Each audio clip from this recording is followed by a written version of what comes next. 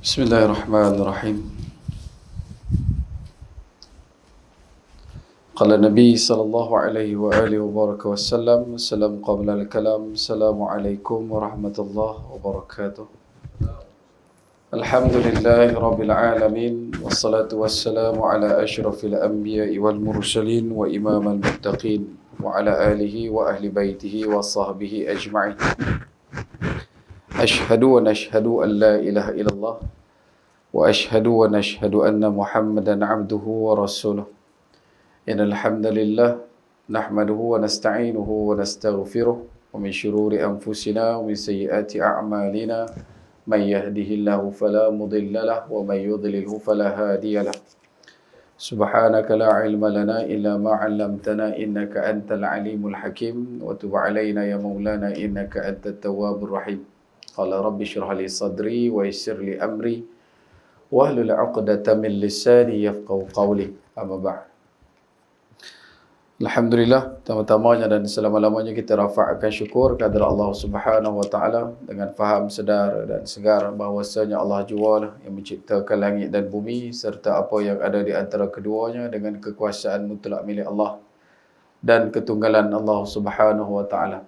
Seterusnya salawat serta salam ke atas junjungan besar baginda Nabi sallallahu alaihi wasallam, manusia yang menjadi asbab musabab paling utama dan mulia sehingga kita diberikan kebaikan, diimpunkan dalam ketaatan, diberikan penyamaan Islam dan iman sampai ke malam ini. Justru perbanyakkan oleh kita untuk berselawat. Moga-moga dengan memperbanyakkan selawat akan menjadi asbab kita didudukkan bersama baginda Nabi sallallahu alaihi wasallam di akhirat kelak insya-Allah. Allahumma salli ala sayyidina Muhammad wa ala ali sayyidina Muhammad kama sallaita ala sayyidina Ibrahim wa ala ali sayyidina Ibrahim wa barik ala sayyidina Muhammad wa ala ali sayyidina Muhammad kama barakta ala sayyidina Ibrahim wa ala ali sayyidina Ibrahim fil alamin innaka Hamidun Majid. Baik. Tuan-tuan dan hadirin muslimin mukminin rahimakumullah sekalian. Insya-Allah pada malam ni kita akan sambung perkongsian kita daripada kitab Mazayani Itima'il Islam di bawah tajuk sifat-sifat mereka yang hidup untuk Islam yang telah pun kita kongsikan dalam pertemuan-pertemuan yang lalu. Tajuk yang pertama benar-benar terikat dan menurut ajaran Islam.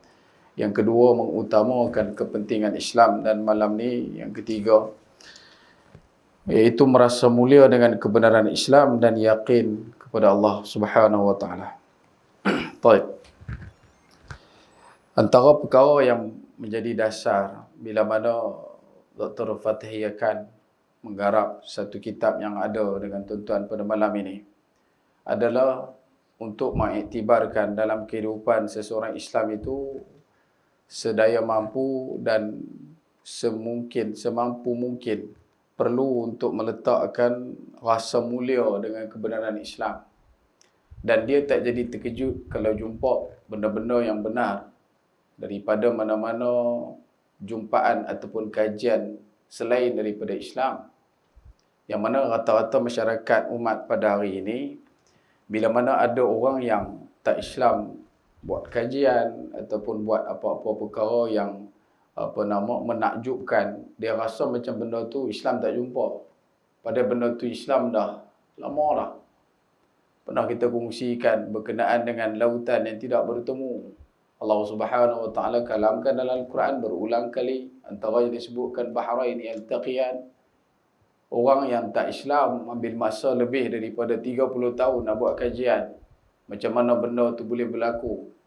Bila mana dibawakan kajian tersebut yang berpuluh tahun kepada orang Islam tak terkejut. Pasal dah beritahu dah dalam Quran. Isu berkenaan dengan sungai dalam sungai. Ada sungai di Mexico, lepas jumpa sungai dalam sungai. Bukan saya pergi Mexico baru ni. Tahu kata PKP lama, tak lepas pergi Mexico. Mexico pun bandar serai tak lepas. Lepas jumpa sungai dalam sungai. Tunjuk dekat kita kajian, kita pun pekat terkejut, duk kongsi habis. Sedangkan dalam Al-Quran dah cerita detail benda tu. Isu berkenaan dengan Islam ini. Tata caranya dan budi bahasanya Allah Subhanahu wa taala pada kita. Allah terang daripada awal sebelum kita jadi, masa kita hidup, lepas kita mati, dan ganjaran nikmat serta balasan azab yang Allah Ta'ala sediakan. Tapi bila sebut kata manusia, dia tak boleh lupa. Dia tak boleh lari daripada lupa. Dia tak boleh lari daripada silap. Dia tak boleh lari daripada meninggalkan apa yang Allah Ta'ala suruh dan perintah untuk dia buat. Sebab tu bila mana ada Al-Quran sekalipun depan mata dia, dalam telefon dia, dia tetap juga akan terpaling dan juga melihat kepada keajaiban dibawa oleh selain daripada Islam. Dan kenapa keajaiban yang dibawa oleh bukan Islam ni terlalu memanggil kita? Mesti dia memanggil sebab dia didayakan, dibawakan khas, ditaja oleh syaitan, ditaja oleh taghut, ditaja oleh kesyirikan, ditaja oleh kemaksiatan. Bahkan perkara ini menjadi satu titik tolak permulaan kepada kebenaran bila mana puluhan ribu dalam satu riwayat, antaranya dalam Tafsir Tabari menyebutkan puluhan ribu, dalam Safwatul Tafasir menyebutkan 15,000 ahli sihir yang duduk di dalam istana Fir'aun ketika mana melihat mukjizat Nabi Allah Musa alaihissalam yang menukarkan tongkatnya dengan izin Allah Subhanahu wa taala menjadi ular besar dan memakan semua ular yang datang daripada tali yang dilemparkan oleh ahli sihir Fir'aun. Dalam kitab Safwatul Tafasir disebutkan di Mesir ni ahli sihir dia duduk dalam istana saja 15,000. Maksudnya kalau keluar pi merkit, kalau keluar pi bendang, ambil batu kasaran, tahu dekat mana-mana, jatuh tu akan jatuh atas kepala ahli sihir. Ni di zaman Fir'aun, zaman Nabi Musa tu. Dan etika sihir ni, dia ada beberapa disiplin ilmu dah. Sihir dia tak boleh makan sihir. Yang boleh menghilangkan sihir cuma al-haq, cuma kebenaran. Jadi bila mana mereka lempak tali, bertukar jadi ular, ribuan tali-tali yang bertukar jadi ular, dia tak mematuk sesama sendiri. Yang dia tala, yang dia tuju cuma Nabi Musa alaihissalam. Dengan izin Allah Subhanahu wa taala, bila mana dilemparkan tongkat bertukar jadi ular, itu adalah satu perkara yang menakjubkan ahli sihir. Sebab yang pertama, mereka cuma belajar paling tinggi baling tali jadi ular. Tali dah tahu dah bentuk dia, sifat dia, dia boleh dibentuk-bentukkan seperti ular tali. Tapi ni kayu, batang terus, benda yang tegak, benda yang keras, tiba-tiba tukar jadi ular. Satu. Yang kedua, sepanjang mereka duk mengaji sihir, mereka tak pernah jumpa ular besar tu. Ketakjuban yang kedua. Ketakjuban yang ketiga yang dibawa oleh Nabi Musa AS atas jalan Islam dan dasar Islam adalah bila mana ular yang besar itu yang datang daripada tongkat dengan izin Allah makan semua ular. Maka mereka kata yang ni bukan daerah. Apa mereka buat? Mereka mengatakan secara sendiri, sukarela, kami beriman kepada Tuhan Musa. Yang ni. Begitu juga di zaman Nabi Muhammad SAW yang kita sebutkan kepada tuan-tuan. Isu berkenaan dengan belah bulan, pokok kurma bercakap dengan Nabi, Dhab yang berkata-kata dengan Nabi SAW, unta yang bercakap dengan Nabi, keldai yang merintih merayu pada Nabi SAW. Itu sahaja sudah cukup untuk menunjukkan kepada kita bahawasanya Nabi SAW membawa risalah kebenaran al-haq kepada kita. Tetapi macam yang kita sebut, bila mana dah tahu benda tu betul pun, dia tetap juga nak bagi jadi tak betul. Ni dia main pula baru ni ajaran, bukan ajaran, agama Melayu. Anak menekan saya tak mesti. Dia kata ni agama apa pula Pak Zul? Kata pi, agama apa ni? Agama Melayu. Ada syahadah dia. Agama dia nama Isu Silam. Depan lah. Kau PKP sungguh mentang kerai. Kalau mentang kerai PKK, mentang kerai kecil. Ini PKP. Mereka kata ada agama baru. Dan yang ni yang kita duk beritahu. Kalau kaji tu, kaji dengan ahli. kaji dengan orang yang mengaji dan orang yang mengkaji. Jangan duk kaji, lepas itu ikut suka buat pala tam. Dan benda ni kita takut. Dan antara mindset yang timbul bila benda ni jadi, orang akan kata macam mana orang boleh percaya. Isu dia bukan macam mana orang boleh percaya, tuan-tuan. Isu yang paling besar adalah bila mana kita duduk dalam keadaan meletakkan kehinaan pada makhluk. Tu kita duk tuduh kata mereka ni ikut ajaran tu pasal mereka ni bodoh piang. Dah. Bukan pasal bodoh piang. Isu dia, bila Allah Subhanahu Wa Taala mengkehendaki satu orang tu untuk kalih, bila masa saja dia boleh kalih. Walaupun dia adalah ahli jemaah, walaupun dia adalah ahli tahajud, walaupun dia adalah ahli Al-Quran. Sebab tu jangan pernah bangga dengan ilmu, jangan pernah bangga dengan kita punya status, reputasi kita, track record kita. No. Kalau nak cerita pasal ibadat, kita dah kalah awal lagi dengan syaitan, dengan iblis. Dah kalah awal lagi. Dia punya track record ibadat dia lampau-lampau, 1000 tahun. Sebab tu kalau main isu macam tu berkenaan dengan akidah, satu benda yang selalu kita kongsikan dan saya nasihatkan pada diri saya paling utama adalah kena rasa kecut perut tu. Kena rasa sayu hati tu. Ya Allah, rupanya zaman aku hidup ni ada juga orang boleh percaya ajaran sesat macam tu. Yang kita duduk dalam keadaan masih lagi boleh mengamalkan ibadat ikut jalan dan dasar Islam adalah dengan izin Allah. Bukan pasal kita pandai mengaji dah. Bukan pasal kita ni bagus dah. Bukan pasal kita ni duduk dalam satu kelompok masyarakat yang berilmu, tidak. Ia adalah dengan izin Allah. Sebab tu kita duk beritahu, Rabbana la tuzigh qulubana ba'da idh hadaitana wa hab lana min ladunka rahmah innaka antal wahhab. Minta pada Allah, janganlah duk cabut benda ni ya Allah. Janganlah duk tarik nikmat hidayah ni ya Allah. Janganlah duk campak aku jauh daripada jalan Islam ini ya Allah. Ni baru ni mai pula yang isu murtad. Ada. Kita dah hidup, tuan-tuan. Duk hidup. Kalau kita imbau balik dulu, yang kita pernah kongsikan juga, isu natrah. Dulu, lama lah. Beribu masyarakat Islam, Muslim, turun. Mahkamah Tinggi, Malaya. Mahkamah Tinggi Persekutuan, pakat turun ramai-ramai. Daripada utara Semenanjung sampai ke selatan Malaysia ni, semua pakat tertumpu ke sana untuk isu natrah. Satu orang perempuan, anak perempuan kecil Belanda yang diserahkan kepada orang Islam, dibela dan dijaga sampai besar jadi Islam, berkahwin dengan seorang saudara kita, Adabi. Adabi kah Abadi, nama suami dia.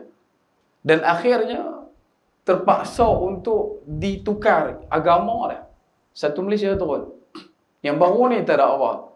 PKP pula kau atas. Dia duduk nampak 1000. Kan duduk rumah kah? 1000 kah? Nak duduk tebiang tepi tu kah? Boleh faham kan? Sebab tu, hakisan ini sedang berlaku. PKP yang kita duk risau adalah bila mana akidah kita mula luntur dan kendur.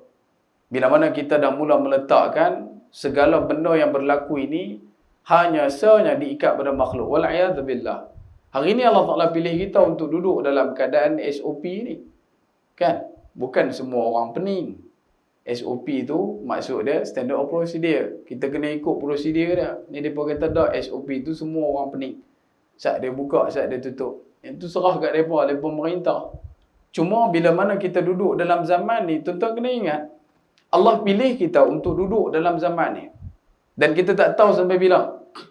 Mungkin makan nasi kandak kampung Melayu tu dah jadi bahan sejarah lah. Boleh ambil gambar, buh dalam album, buh frame elok, tulis kat situ, tahun 2019, saya pernah masuk ke nasi kandak kampung Melayu. Mungkin lepas ni tak ada lah. Mungkin lepas ni kita tak boleh buat dah benda tu. Mungkin. Allahu'alam. Cuma yang kita nak beritahu dan kita nak tekan, paling kuat adalah kita kena yakin, duduk dalam keadaan belajar, tambah yakin pada Allah, bukan hanya yakin buta. Tak.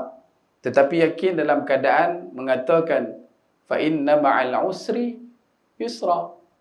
Setiap satu benda yang susah, benda yang payah, benda yang Allah Ta'ala timpakan ujian, hujung jalan dia mesti akan mai yusra, akan mai senang. Akan mai satu benda yang kita tak sangka, ya Allah, rupanya akan jadi senang lagu ni. Sebab itu, kita kena duduk dalam keadaan merasa mulia dengan kebenaran Islam dan juga yakin kepada Allah. Itu kita beritahu berkenaan dengan merdeka, mengikut Rasul dan yakin kepada Allah. Hari ini kita banyak yang tak mau ikut Rasulullah sallallahu alaihi wasallam. SOP ikut Nabi ke? Ikut. Nabi beritahu berkenaan dengan wabak, suasana jangan bagaimana. Bila mana kita sendiri pun duduk dalam keadaan ikut satu perkara pada suasana dia. Kalau kata kita duduk dalam keadaan yang faham, kita ni orang yang diberikan ganjaran nikmat ilmu daripada Allah. Allah Ta'ala bagi dekat kita satu hikmah. Kita tahu benda ni sesuai tak sesuai guna untuk waktu-waktu tertentu ataupun boleh diguna pada setiap masa. Baik.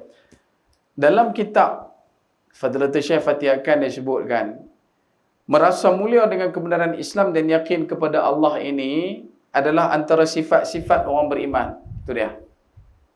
Dia rasa mulia dia dengan Islam dan dia yakin kepada Allah. Itu adalah satu jenis daripada sekian banyaknya sifat orang beriman. Kalau ada di kalangan kita tak rasa mulia dengan Islam dan dia tak meletakkan 100% keyakinan daripada Allah, wala'iyadzubillah, dia sudah hilang satu daripada sifat orang yang beriman. Nak merasa mulia kepada Islam ini, Allah Subhanahu Wa Taala meletakkan dalam surah Al-Munafiqun. Kita ingat balik surah Munafiqun, orang munafik, surah Kafirun, orang kafir. Bila sebut Munafiqun, ayat ada lagi banyak daripada surah Al-Kafirun. Surah Al-Kafirun ayat sikit kan. Munafiqun banyak. Bahkan menjadi satu benda yang amat risau di kalangan para sahabat. Para sahabat di zaman Nabi merasa diri munafik, belum lagi beriman. Sahabat ni, bila mana Nabi SAW memberikan sesenarai nama kepada kepada Hudzaifah untuk pegang nama orang yang munafik. Antara yang ikut dekat dengan Hudzaifah adalah Sayyidina Umar Al-Khattab radhiyallahu anhu. Bila Nabi dah bagi senarai nama tu dekat Hudzaifah, Sayyidina Umar tak lepas Hudzaifah. Keluar daripada rumah Nabi, dia follow sampai ke rumah Hudzaifah. Beritahu dekat Hudzaifah, tolong tunjuk kat aku siapa dia nama yang ada aku ada nama aku. Tu Sayyidina Umar. Sayyidina Umar. Orang yang digelar Al-Faruq. Lepas dia Islam, dia terus menyatakan keislamannya di depan semua orang. Tak sembunyi-sembunyi lah. Tapi bila main dalam bab, Nabi beritahu ada orang munafik di kalangan orang yang beriman ini, senarainya ada dengan Sayyidina Hudzaifah, maka dia jadi orang yang paling takut. Takut nama dia dah.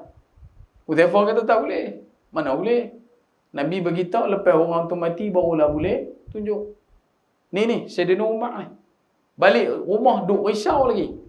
Mungkin aku adalah orang munafik. Sebab munafik ini antara benda yang paling leceh kita buat, semua yang orang Islam buat. Tapi tak ada satu pun yang boleh dibawa masuk ke dalam mizan wala'iyadzubillah. Ni yang kita risau ni. Sedekah yang dikatakan gandaan 700 kali ganda, tak lekat satu pun. Tak jadi satu benda yang memberatkan mizan. Sedangkan mizan itu, kalau kata diisi dengan langit dan bumi serta sebahagian semua benda yang ada di langit dan bumi, dia cuma duduk hanya di bucu mizan yang Allah Ta'ala sediakan di akhirat kelak. Macam mana kita pula duk baca subhanallah bihamdih, subhanallahil azim, kan menuhkan mizan. Kan kita duk baca kan subhanallah bihamdih, subhanallahil azim.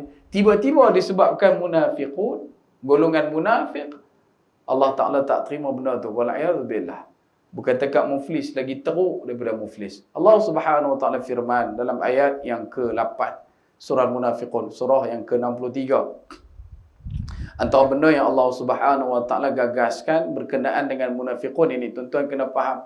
Antaranya adalah bila mana orang dia duduk dalam keadaan senantiasa cari jalan untuk tambah iman, yang tu adalah salah satu perkara yang menjauhkan dia daripada duduk dalam kelompok munafik. Dia hidup hari-hari, kerja dia nak tambah iman, maka dia adalah orang yang terkeluar daripada jalan munafik. Tapi kalau main satu ketika dia duk fikir, ingat dalam batang kerai ni aku seorang masuk syurga. Aling aku tengok muka macam dalam-dalam tak apa kan. So kesian kat depa semua. Dia main lagu tu, hang angkat cempung pintu pokok manggih orang. Tak boleh rasa lagu tu tuan-tuan. Belum tentu. Jangan pernah kita tegur orang ataupun kata dekat orang dalam keadaan rasa macam kaki kita sebelah duduk dalam syurga lah. Jauh. Kita duduk jauh lagi. Sebab tu bila sebut dengan munafiqun, antara yang ulama sebut, bila kamu senantiasa bangun setiap hari dan berusaha untuk tambah iman, maka kamu akan duduk dalam keadaan dijauhkan oleh Allah Subhanahu Wa Taala daripada duduk ataupun terperosok ataupun terperangkap dalam jalan munafik. Allah Subhanahu Wa Taala berfirman dalam ayat yang ke-8. Ayat ni panjang juga sebenarnya.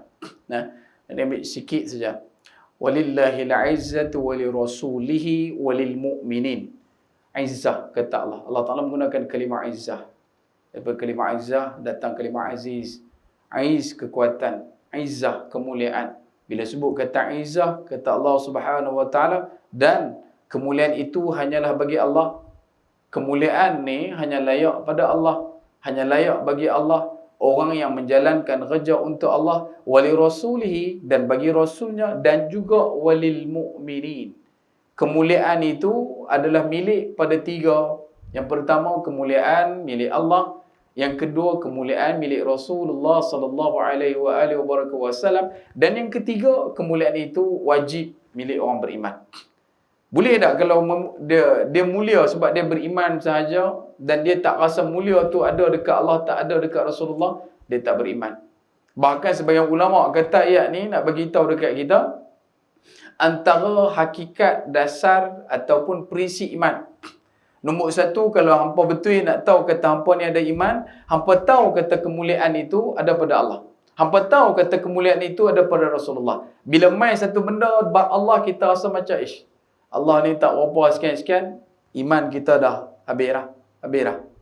Main dekat bab Nabi SAW, bila main kisah Nabi SAW, dibacakan hadis dan sebagainya, kita dengar hadis, kita rasa macam benda ni tak mulia. Jaga.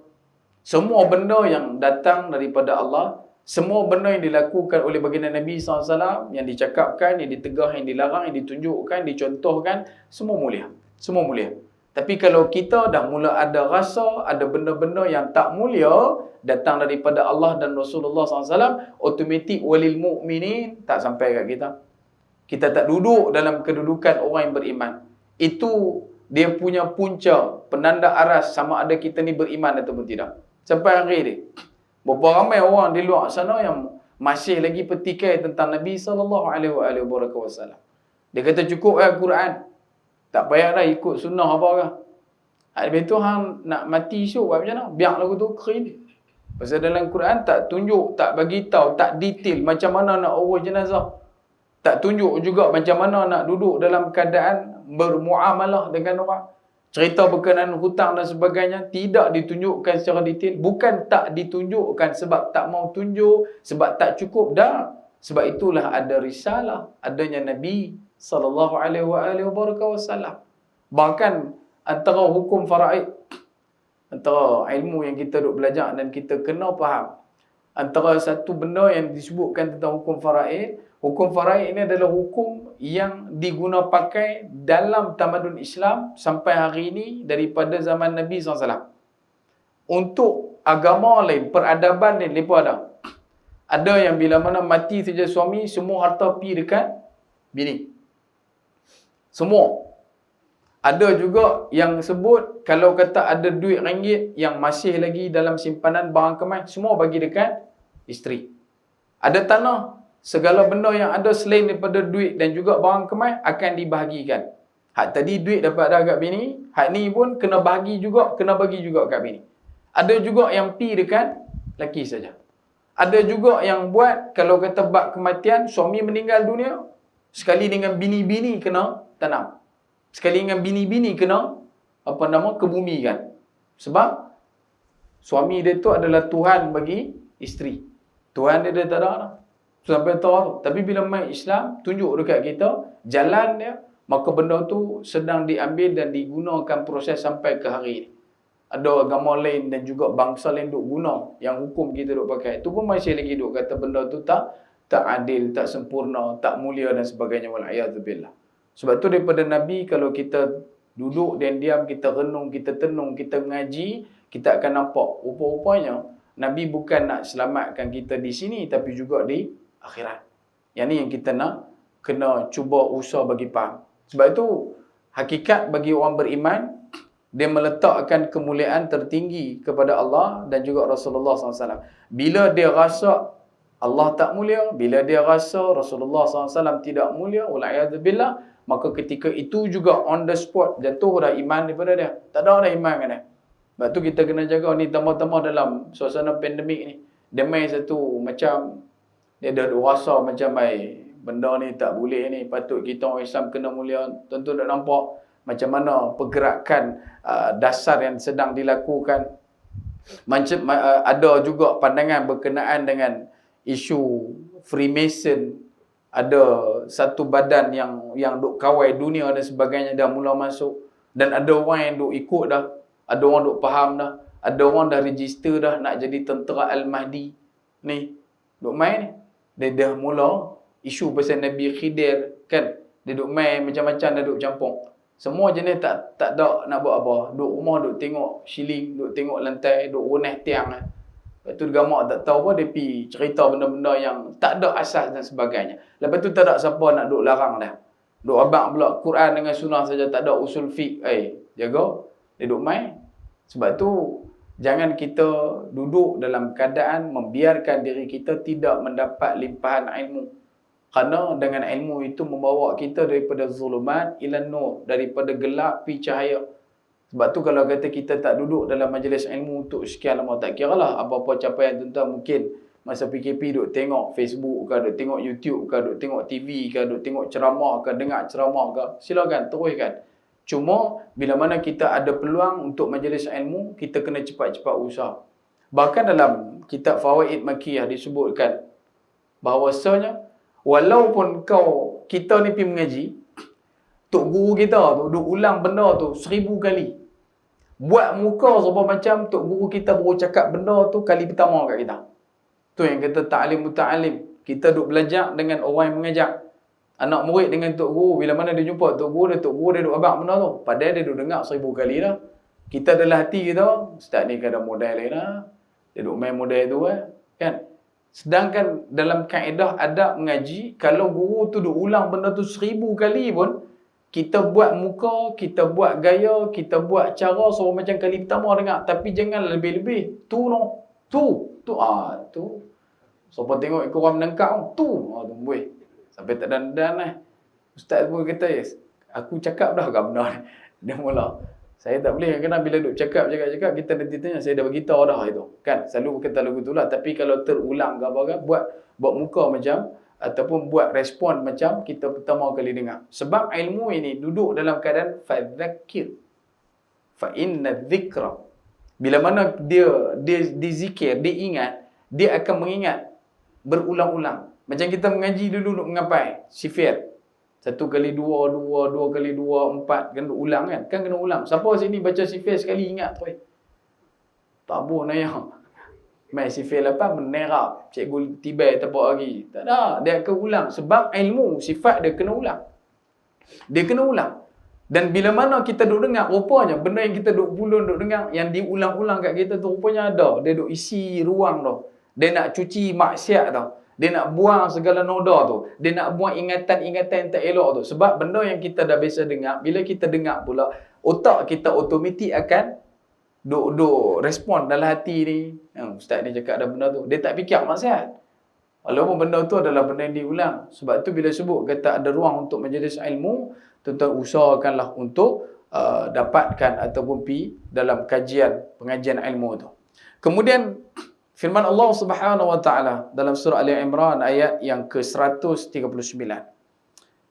Wala tahinu wala tahzanu wa antumul a'launa in kuntum mu'minin.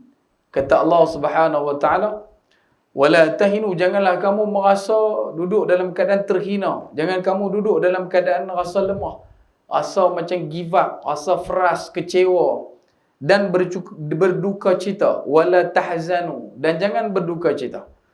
Wa antumul, Kata Allah, wa antumul a'launa. Allah Ta'ala mengatakan, jangan hampa duduk dalam keadaan rasa terhina sebab Islam. Jangan pernah duduk dalam keadaan rasa terhina sebab belajar untuk kenal Allah, kenal Rasulullah, untuk mengaji, faham ilmu Islam. Jangan pernah ada rasa hina tu. Jangan pernah rasa sedih tu. Sebab apa? Kata Allah, wa antumul a'launa in kuntum mu'minin. Kerana apa? Sesungguhnya kamu adalah lebih tinggi kemuliaannya, lebih tinggi darjatnya sekiranya kamu beriman. Duduk dalam keadaan mengaji tu, kenal Allah, kenal Rasulullah, duduk dalam muhasabah diri. Orang yang duduk kekal sentiasa berada dalam momentum seperti ini, dia adalah orang yang sedang ditinggikan darjatnya di sisi Allah. Yang ni dia punya calculation dia, kalkulator dia macam tu. Selagi mana kita belajar untuk mencari kebenaran, mencari ilmu, duduk dalam keadaan sedemikian, Allah angkat darjat kita. Allah meninggikan kemuliaan. Allah meletakkan kita pada satu kedudukan yang paling mulia. Siapa yang kata? Allah. Dan kemuliaan itu jangan kita ukur kemuliaan makhluk. Makhluk bila dia ukur kemuliaan, dia tak tengok pada apa yang Allah tengok. Macam itu kita sebut laisal bir, kata Allah.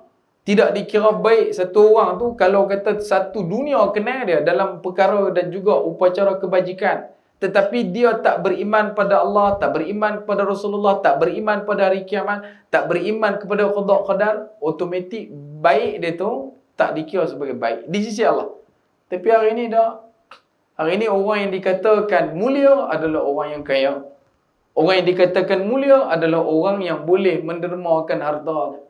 Orang yang dikatakan mulia adalah orang yang boleh menyelesaikan urusan kemelut kita. Walaupun dengan jalan yang bukan pada jalan yang Allah Ta'ala redha. Wala'iyadzubillah. Yang ni kita takut. Yang kita risau. Sebab tu bila kita duduk dalam keadaan mengaji ni, kita kena mengaji betul-betul. Mengaji menambahkan tunduk. Mengaji menambahkan takut. Tapi kalau kata mengaji kita untuk menunjuk, maka kita kena tunggu satu hari bila mana Allah Ta'ala akan bebankan, akan belenggukan kita dengan semua pengajian-pengajian yang kita belajar tu. Yang ni dulu hang mengaji atas dunia sebab nak meninggi diri. Maka Allah Ta'ala akan hempuk dan hempapkan atas kepala kita. Wala'iyadzubillah. Sebab tu mengaji kena betul. Jangan mengaji kena betul-betul. Jangan mengaji betul. Kan? Itu abang dah kan?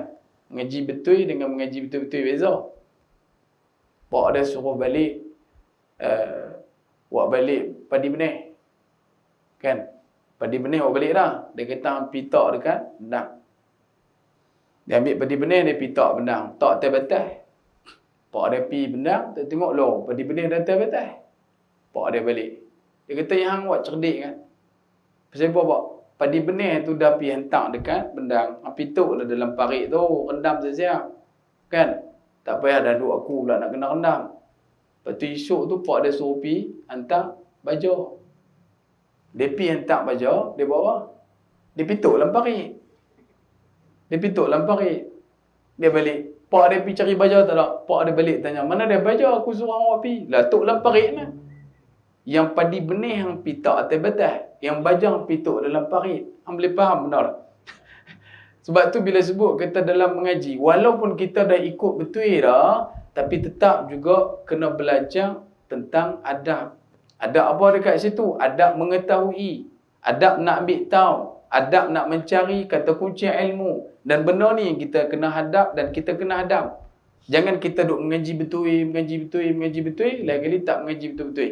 Yang keluar mengaji kuih belakang. Sebab tu, bila sebut berkenaan dengan orang yang duduk dalam keadaan merasa diri dia sentiasa mencari jalan menambah iman, selama itulah dia duduk dalam kelompok kluster kemuliaan Allah. Tapi kalau dia dah keluar daripada tu, ataupun dia dah mula merasa diri dia mulia, ini bahaya. Allah kata, orang yang duduk dalam keadaan beriman, dia mulia. Macam mana pun dia mulia. Makhluk tengok macam mana pun dia tetap mulia. Susah dia macam mana pun dia tetap mulia. Dia miskin macam mana pun dia tetap mulia. Pada pandangan siapa? Allah. Tetapi kalau dia rasa macam dia dah mulia, yang ni habis. Bila dia yang meletakkan kemuliaan tu pada diri dia, aku mulia, aku mulia, aku mulia, bukan lagi pada pandangan Allah, maka ketika itu juga jatuh segala apa kemuliaan yang Allah Ta'ala berikan kepada dia. Automatik. Tak payah duk tunggu. Cuma bila sebut berkenaan dengan izzah, kekuatan orang Islam dan duduk dalam keadaan merasa kita ini orang yang terbaik di kalangan masyarakat manusia, ia adalah satu benda yang kita nak kena faham dalam kaedah untuk berdakwah.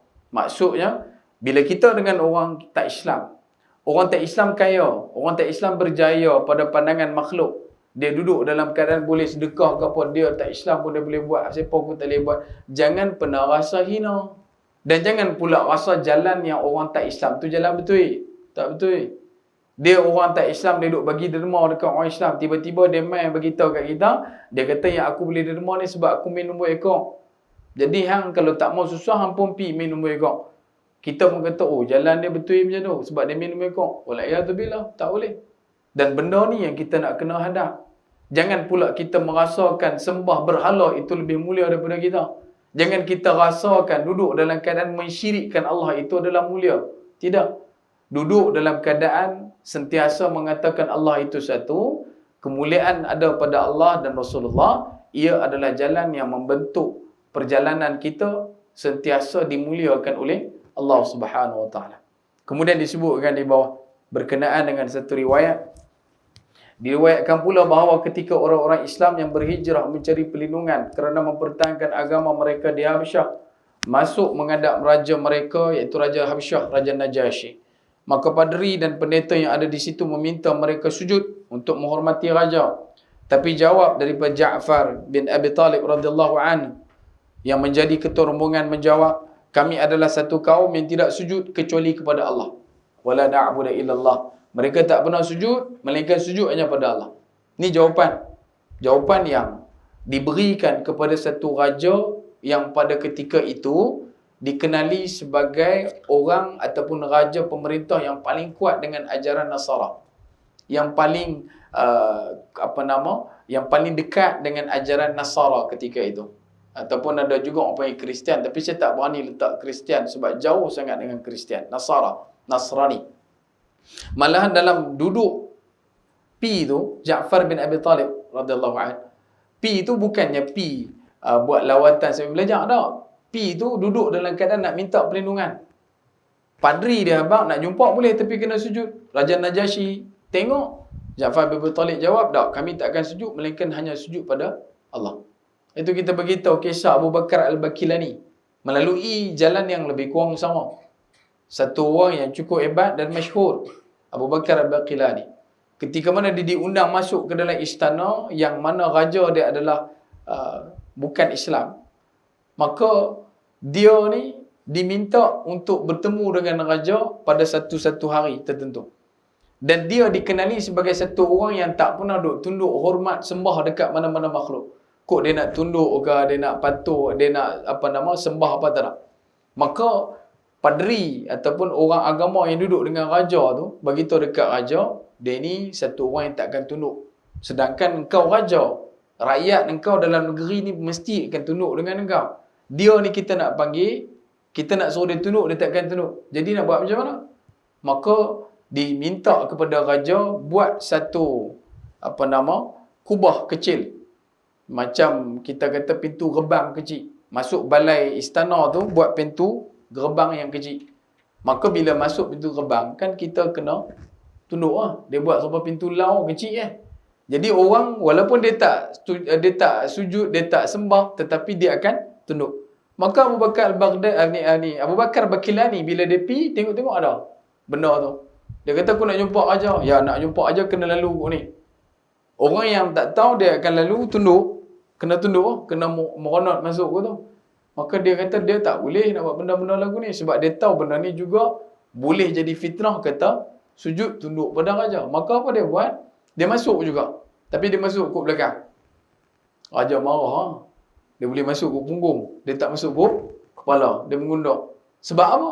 Nak meletakkan ketinggian Islam dan menidakkan segala jenis bentuk penyembahan kepada makhluk ataupun sesama makhluk. Yang ni yang ditunjukkan oleh para sahabat dan juga ulama-ulama terdahulu pada kita. Tapi hari ni apa dia yang kita boleh buat? Hari ni orang baru bagi 5 sekotak, kita dah macam-macam dah. Orang baru bagi beberapa benda dekat kita, kita dah macam-macam dah. Siap boleh bagi tahu lagi. Tak apa, you pun baik, you sembah itu topik kau pun baik. Ya kan? Dia dah jadi satu macam. You sembah itu berhala pun baik, saya semayang pun baik, kita sama-sama baik. Dah, tak sama. Sebab Islam jalan yang paling benar. Bila sebut kata jalan yang paling benar, jalan hak, adakah yang lain tak betul? Siapa kata yang lain tak betul? Islam saja paling betul. Kalau kamu rasa agama yang kamu ikut tu betul, lakum dinukum. Yang tu je. Islam bukan kerja mengatakan agama orang lain tak betul. Tak. Tuan-tuan kena clear dan faham benda ni betul-betul. Islam tak ajak kita untuk mencerca, menghina agama lain. Ya, agama ni tak betul, agama ni tak betul, agama ni tak betul. Tidak. Tetapi Islam nak tunjuk dekat kita, nak abang dekat kita daripada Nabi SAW dan juga Al-Quran, daripada Allah Subhanahu Wa Taala, bahawasanya Islam adalah agama yang paling betul. Agama yang betul, agama yang paling tinggi. Tapi kalau dia duk kata agama dia pun betul, lakum di, hukum, selesai. Tak jadi pun satu benda yang isu dan sebagainya, tapi hari ni orang salah faham. Orang salah faham. Bila mana kita duduk dalam, situasi murtad, ada orang nak murtad dan sebagainya, kita akan buat comparison, kita akan buat perbandingan. Benda yang hang dapat tu dalam Islam pun ada. So apa benda yang hang kata Islam tak bagus? Sebab lah ni mereka abang, mereka nak keluar daripada Islam. Dan masalah dia Islam. So kita beritahu Islam tak mana yang tak betul. Dia buka agama dan kita beritahu Islam macam ni. Oh ada, ada. Macam mana saya tak tahu? Hang tak belajar. Yang tu je. Yang duk gelut nak keluar pasal apa? Belajar dulu. Settle semua dulu. Lepas tu nak keluar ke apa ke? Ikut suka, pergi minta. Tapi mestilah tak boleh selalunya. Tak tahulah kan. Tapi ni baru ni, hak yang murtad tu mungkin akan jadi pembakar semangat. Wallahualam. Sebab ada banyak lagi kes yang duk tunggu. Kemudian disebutkan juga, malahan dalam sejarah Islam, kita menemui ratusan contoh yang memperlihatkan kemuliaan, ketegasan pendirian dan keberanian yang dirakamkan oleh generasi pertama umat Islam, seperti Khubayb bin Adi, Zaid bin Dathanah, Rubi' bin Amir, Mus'ab bin Umair, Sa'id bin Jubair, Sa'id bin Al-Musayyab dan lain-lain yang sewajar dipelajari perjalanan hidup mereka untuk dijadikan teladan. Entah banyak benda sahabat, baik di zaman kita, ya, di zaman Nabi SAW ataupun zaman selepas Nabi SAW. Dan kemuliaan yang dicari ini tadi bukan takat kemuliaan yang biasa-biasa. Kadang-kadang antaranya Sayyidina Umar pernah ditanya tentang pertikaian kemuliaan. Bila mana Sayyidina Umar pernah dijumpai oleh satu orang rakyat, beritahu dekat dia untuk kes laki bini. Kan dia dengar Sayyidina Umar pun kena letiak. Benda tu juga pernah berlaku pada Muawiyah, Khalifah Muawiyah. Bila sebut Muawiyah, ada satu orang mai beritahu dekat dia, hang ni satu orang pemimpin yang tak boleh jadi pemimpin. Pasal apa? Tanya Muawiyah dekat dia. Dia kata, sebab hang ni adalah satu orang yang selalu kalah dengan bini hang. Bini hang kata apa, semua hang tak lawan. Maka Muawiyah kata apa? Mengalah dengan isteri adalah satu kemenangan bagi orang yang baik. Mengalah dengan isteri adalah satu kemenangan bagi orang yang baik. Jadi maksud dia kalau bini kata apa, kita tak boleh menang, bukan tak boleh menang, mengalah. Walaupun kita tahu boleh menang kan, mengalah. Mengalah itu adalah satu bukti orang tu adalah orang yang baik. Dan orang yang baik tidak pernah menang dengan perempuan. Orang yang baik, orang lelaki yang baik, dia tidak pernah menang dengan perempuan. So, pastikan kalah setiap hari. Jangan duk buat menang pula. Kita beroleh kemenangan yang keempat. Tidur luar bang. Beranda pun tak kunci, dia kata tidur luar. Sebab tu bila sebut berkenaan benda ni, kemuliaan itu dia angkat. Islam ajak kita untuk angkat kemuliaan. Angkat kemuliaan sesama Islam, angkat kemuliaan golongan perempuan, angkat kemuliaan golongan tua, angkat kemuliaan anak-anak kecil. Nabi ajak kita satu-satu dengan orang miskin. Abu Hurairah satu ketika, masa tu perang, ada sebut riwayat kata perang Khandaq. Perang Khandaq ni perang yang cukup azab. Sahabat duk fikir, kata kita ni lapar sampai ikat batu. Pergi jumpa Nabi. Nabi ikat batu 2. Sahabat 1 lah. Nabi 2 batu ikat. Kemudian pada satu ketika Abu Hurairah dia lapar sangat. Lapar sangat sampai lapar melampau-lampau. Sampai satu ketika Sayyidina Abu Hurairah radhiyallahu an dia jumpa dengan Sayyidina Abu Bakar. Dan dia tanya kat Sayyidina Abu Bakar, "Wahai Abu Bakar radhiyallahu an, apa maksud ayat ni?" Dia tanya, niat dia tanya tu untuk bagi boleh sembang dengan Sayyidina Abu Bakar Kok-kok Sayyidina Abu Bakar bawa dia pergi makan. Abu Hurairah ni ahli sufah, orang yang tak ada harta, orang miskin. Sayyidina Abu Bakar pun beritahu dekat dia, Sayyidina Abu Bakar belah. Mai Sayyidina Umar, sama juga dia tanya benda tu, Sayyidina Umar pun belah. Habis baca ayat tu dekat dia, terang dekat dia, Sayyidina Umar belah. Lepas tu Nabi SAW panggil Abu Hurairah. Abu Hurairah pun beritahu dekat Nabi, kuntu labaika ya Rasulullah. Pergi dekat Nabi SAW, ya Rasulullah, aku menyambut panggilanmu ya Rasulullah. Jumpa Nabi, tengok depan Nabi ada satu bekas, dalam hadis sebut qadah. Qadah ni bekas lah. Bekas yang isi macam bejana, macam ketok kan. Depan tu ada satu bekas, dalam bekas tu ada susu. Ni lapak tak makan apa. Bahkan di zaman Nabi SAW, sahabat yang duduk di Ahlus Sufah belakang masjid Nabi ni, tempat orang yang susah, mereka akan dapat kurma sehari segenggam. Ada juga yang menyebabkan kematian sebab makan kurma saja. Makan kurma saja, tak makan apa. Tak ada pernah makan. Maka bila dia nampak susu, dia dah mula terlihat. Abu Hurairah dia dapat. Nabi kata dekat Abu Hurairah radhiyallahu anhu, dia kata ambil panggil ahli sufah. Kan? Panggil ahli sufah. Yang lain-lain, yang ramai. Masa tu disebutkan riwayat berpuluh-puluh orang miskin duduk dekat masjid Nabi. Maka dia pun duduk tengok susu, dia belah. Dia duduk fikir, dia kata, nak kena panggil ahli sufah pula. Pilah jumpa orang-orang miskin duduk kat belakang masjid Nabi, dipanggil semua masuk ke dalam rumah Nabi SAW untuk minum susu. Dia pun tengok susu tu duduk depan Nabi. Maka Nabi kata dekat Abu Hurairah, ambil bekas ni, pergi bagi dekat mereka. Nah cawan. Dia pun bagi cawan dekat ahli sufah, mereka cedok, minum. Cedok, minum. Nabi kata minum sampai kenyang. Dia pun minum, kenyang. Seorang, dua orang. Dia duduk kira 3, pi dah 4, 5 dah, 6, pi dah. Sampai lah, habis dah semua, dia pergi letak depan Nabi SAW. Kemudian Nabi SAW tengok Abu Hurairah. Nabi tahu. Nabi duduk senyum. Nabi kata ke Abu Hurairah, ya Abu Hurairah, ya Abahir, ya Abahir. Sesungguhnya Abahir, kita dua lah ni. Aku dengan hang. Lah ni hang minum. Minum sampai hang kenyang. Dia pun cedok, dia minum. Dia cedok, dia minum. Dia cedok, dia minum. Ada lagi. Sampailah dia dah kenyang. Nabi kata, ya Abahir, minum lagi. Minum lagi. Dia duduk cedok, dia kata, dia minum. Cedok, minum. Sampai dia kata, ya Rasulullah, dah tak ada tempat dah nak uruk. Tak ada tempat dah aku nak masuk susu tu. Kenyang dah. Nabi SAW ambil bekas yang dia tak habis tu. Nabi SAW minum daripada bekas susu yang Abu Hurairah minum tak habis tu. Dan Nabi habiskan minuman susu tersebut. Dan yang ni yang disebutkan pada kita, kemuliaan Nabi SAW ajak dekat kita bukan takat kepada orang-orang yang besar, orang-orang yang kecil, orang kaya, tapi juga orang miskin, anak-anak yatim dan sebagainya. Sebab tu kemuliaan ni kita kena cari. Dan selagi mana kita duduk dalam faham macam ni, kita duduk macam mana faham yang Nabi SAW ajak dekat kita, selama itulah kita akan sentiasa dimuliakan oleh Allah Subhanahu Wa Taala. Dan kena ada rasa izzah tu. Kena ada rasa kekuatan dan juga kehebatan Islam. Kalau kita tak rasa Islam ni hebat, siapa lagi nak rasa? Takkan kita nak minta akal untuk rasa Islam tu hebat. Takkan kita nak minta orang yang tak Islam untuk rasa kata Islam tu hebat. No need. Kita yang dulu kena rasakan Islam itu adalah hebat. Baik. Moga takat itu dulu perkongsian. Mohon maaf masa tuan-tuan. Terima kasih atas perhatian. InsyaAllah pada minggu depan kita akan sambung pada tajuk yang keempat.